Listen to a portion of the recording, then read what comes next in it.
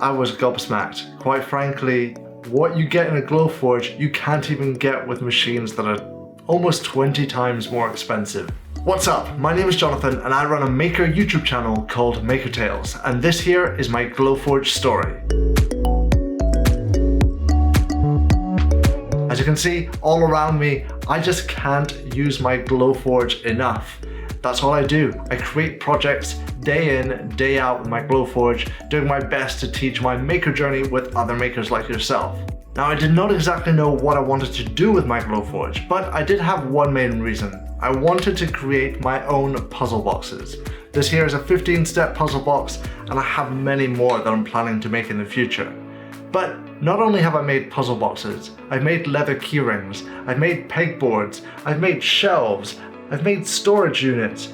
I just can't get enough of using my Glowforge to solve almost any problem that I encounter. I love my Glowforge for two main reasons. You can have an idea at the beginning of the day, and by the end of the day, you have 5 different versions of that one idea. Secondly, the Glowforge has made it so easy to laser cut and keep getting good results.